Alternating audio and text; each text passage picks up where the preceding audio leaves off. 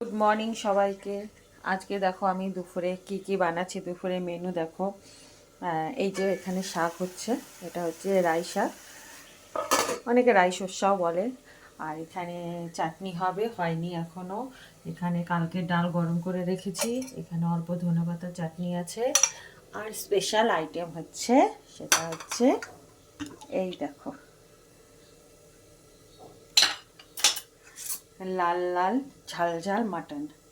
আর এই যে দেখো, এখানে কটা রসুন, আমি ফার্স্টে মটনটাকে মশলা দিয়ে কষিয়ে নিয়েছি, সাথে রসুনটাও কষিয়ে নিয়েছিলাম। তারপর প্রেশারে সিদ্ধ করলাম একটু, মোটামুটি 75-80% হয়ে গেছে। এই যে দেখো, সিদ্ধ হয়ে গেছে।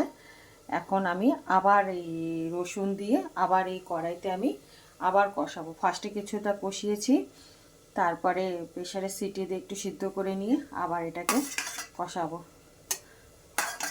এই যে রসুনগুলো আমি দিয়ে দিলাম, কারণ প্রেশারে সিটি দেওয়ার সময় রসুনগুলো দিলে না, রসুনগুলো একদম গলে যেত, সেই জন্য আমি এখন দিব।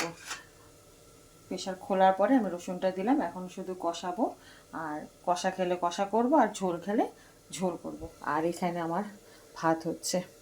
চলো, তা আমাদের দুপুরের মেনু কেমন হয়েছে তোমরা বলবা। আমার তো বেশ আজ ভালোই হবে খাওয়া দাওয়া। তো চলো, এখন রাখছি, টাটা।